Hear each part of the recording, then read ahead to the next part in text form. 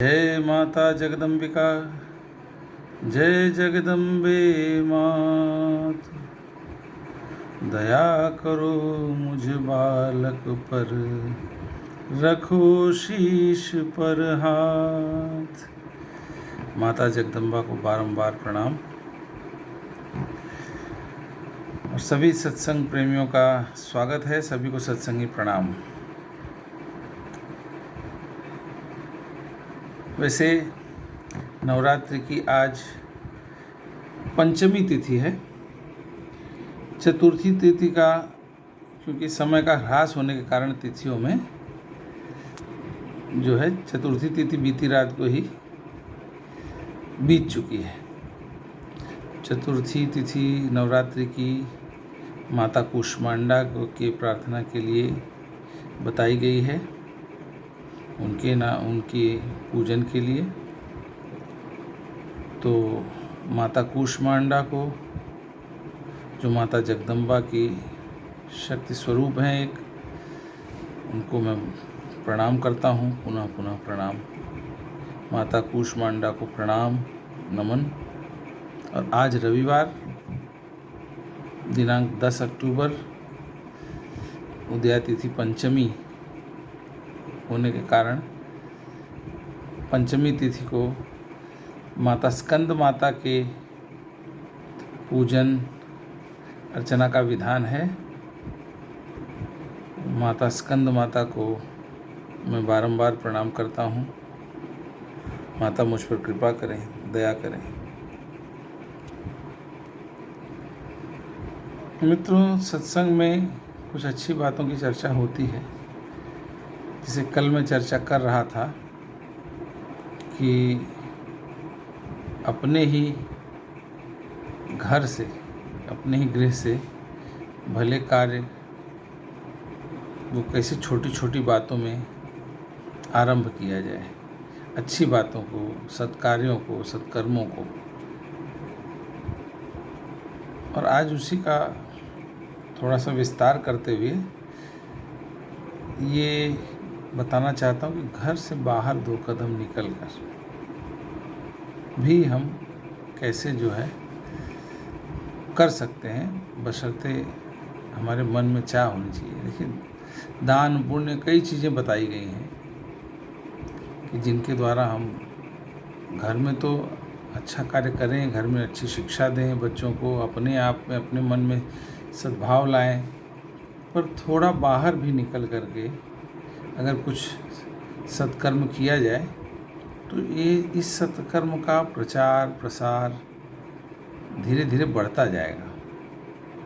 और धीरे धीरे यह विश्व, यह संसार, जैसा कि मैंने कहा कि ऊपर से देवता भी देखेंगे तो उनको लगेगा, अरे स्वर्ग यहाँ कैसे चला आया। स्वर्ग में तो हम रहते हैं, लेकिन यहाँ जो नीचे दिखाई दे रहा है वह भी स्वर्ग लोक से कुछ कम नहीं लग रहा। तो ये चीज़ें हैं। हमारे मन में एक उसकी चाहत होनी पड़ेगी, उसको ठानना पड़ेगा। ठानने का अभिप्राय मेरा ये कि धीरे धीरे ही सही, शनय शनय, तो ये नहीं कहा जा रहा है जैसे दान पुण्य वगैरह सब कर्म बताए जा रहे हैं। और किसी का वैसे भी भला कर दो। कोई कहीं जा रहा है, उसको सही जगह का रास्ता दिखा दिया, है ना। कोई किसी कष्ट में है तो उसको कुछ सांत्वना दे दी। और अगर अब किसी के बालक को शिक्षा की आवश्यकता है तो खुद अपना कुछ थोड़ा सा समय निकाल कर उसे कुछ शिक्षा प्रदान कर दी।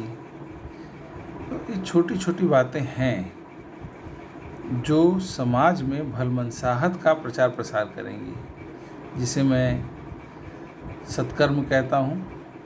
भलमनसाहत कह लीजिए, मानवता कह लीजिए, पर कुल मिलाकर के अच्छी बातों का प्रचार प्रसार होने से पूरा वातावरण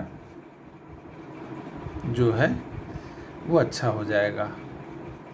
हम किस वातावरण में रह रहे हैं, किस में हम सांस ले रहे हैं। आज पर्यावरण की इतनी चर्चा होती है कि पर्यावरण का ये ध्यान रखा जाए, पर्यावरण का वो ध्यान रखा जाए, धुआं कम उड़ाया जाए, गाड़ियों को कम से कम चलाया जाए, चलाया भी जाए तो रेस कम से कम किया जाए, सिग्नल पे खड़े हैं तो बंद भी कर दो, कई बातें आती हैं। तो ये सब छोटे छोटे हमारे जो कर्म भी है ना, ये संयुक्त रूप से बड़े हो जाते हैं। तो हमारा जो वातावरण है वो साधुवाद का कैसे हो, और समाज में साधुवाद की जो अभिव्यक्ति है वो और प्रखर कैसे हो।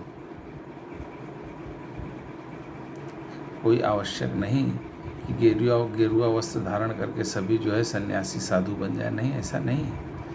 तो सृष्टि कैसे चलेगी? गृहस्थ जीवन अत्यंत ही आवश्यक है इस सृष्टि में। तो गृहस्थों की तो हमें बहुत ही आवश्यकता है। जितनी साधु सन्यासियों की है उतनी गृहस्थ कर्म में लिप्त लोगों की भी आवश्यकता है। पर गृहस्थ कर्म में भी एक साधुता होनी चाहिए, एक ईश्वर के प्रति जो कृतज्ञता का भाव है। क्योंकि ऋण शब्द का मैं प्रयोग नहीं करता, न करना चाहता हूँ, और मैं इसके पक्ष में नहीं रहता, पर ये कृतज्ञता का भाव, जिसे अंग्रेजी में थैंक्स गिविंग कहते हैं या थैंकफुलनेस कहते हैं, है ना, किसी के प्रति अपना आभार प्रकट करना, वैसे ईश्वर के प्रति आभार प्रकट करना, उनके प्रति कृतज्ञता का भाव, और हम एक दूसरे के प्रति कृतज्ञता का भाव। कोई मेरा छोटा सा भी कुछ कर दे रहा है तो उसको धन्यवाद देना, उससे बड़े अच्छे से जो है जिसे कहते हैं कि सभ्य ढंग से उससे वार्तालाप करना, शिष्टाचार का जो बनाया गया है उसका अनुपालन करना, ये सभी बातें समाज में सद्भाव को बढ़ावा देंगी। इस प्रकार हमारा वातावरण, समूचा वातावरण ही सद्भावपूर्ण हो जाएगा। है दूर की कौड़ी लगता है ना, ऐसा नहीं है। जैसे ही हम अपने से आरंभ करेंगे ये एकदम निकट की कौड़ी लगने लगेगा। मैं कहता हूँ आप अपने इर्द गिर्द का ही वातावरण ठीक कर लीजिए। अगर सभी के मन में ये विचार आ जाए, सभी ठान लें कि मेरे इर्द गिर्द चलो ये 50 लोग मेरे हैं, इनके बीच में हम सद्भावपूर्ण बर्ताव रखेंगे, देखिए धीरे धीरे समूचे संसार में हो जाएगा। वसुधैव कुटुंबकम, वसुधैव कुटुंबकम भी हमें बताया गया है। इसके बारे में भी मैं आगे चर्चा करूँगा अगले सत्संग के किसी वीडियो में, या आने वाले वीडियो में ही वसुधैव कुटुंबकम से क्या अभिप्राय है। अब आज के लिए इतना ही। जगत जननी माता जगदम्बिका को प्रणाम करते हुए आज के लिए मैं यहीं विराम देता हूँ। जय माता जगदम्बे, जय जय सिया राम, जय जय सिया।